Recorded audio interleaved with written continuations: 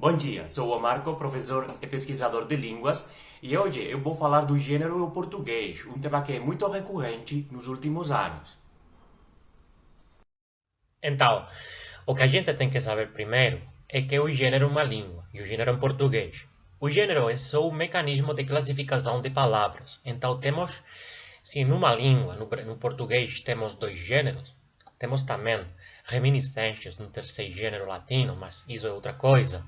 Se a gente tem dois gêneros, isso é que a gente tem duas categorias de palavras, que a gente fala masculino ou feminino, mas é categoria A, categoria B, só isso. A gente tem o alemão, com três gêneros, o latim também. O filipino tem só um gênero. E também a gente fala muito do Swahili, que tem 16 gêneros, né? Mas é só mecanismos de classificação de palavras. Então, a gente classifica as palavras, mas isso não tem uma correspondência com o gênero físico, com o gênero social ou com o sexo biológico, né? Então temos a casa, mas a casa, sim, é feminina, é na língua, mas não tem um sexo feminino, não tem um cromossoma XX, não é assim, né?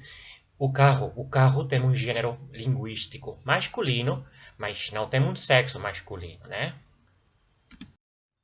Tá bom, mas a gente pode falar sim, mas nos animais, nas pessoas, sim que tem uma correspondência, tem uma relação do gênero linguístico e o gênero social, o sexo biológico. Não é assim, tampouco não.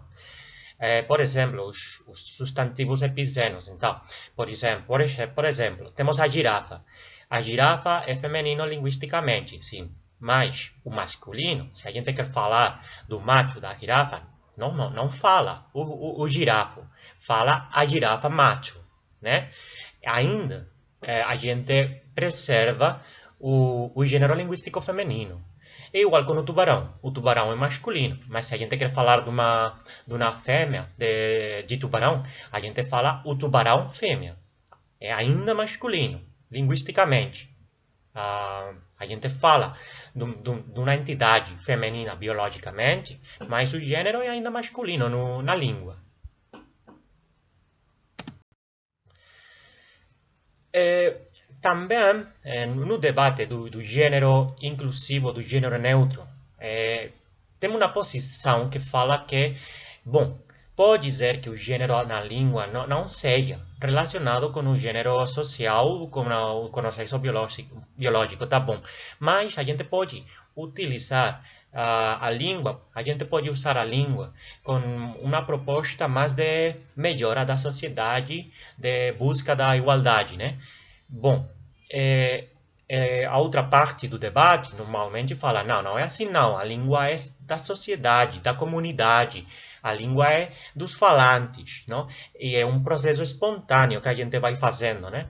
Então, não podemos ficar normas, não podemos ficar regras na língua, isso não é natural.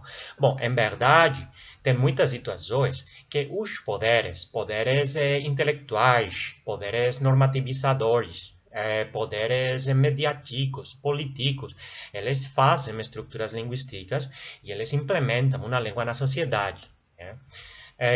Por exemplo, aqui eu fico a Gregório de Matos, que é um autor muito conhecido no Brasil, no Barroco. Ele e muitas outras pessoas, em diferentes momentos da história, eles utilizaram palavras com uma inspiração latina, latinismos, ocultismos, né? Tem palavras no português como cátedra, em contraposição à cadeira, íntegro, em contraposição a inteiro, llano, chão, tenor, probidade, etc.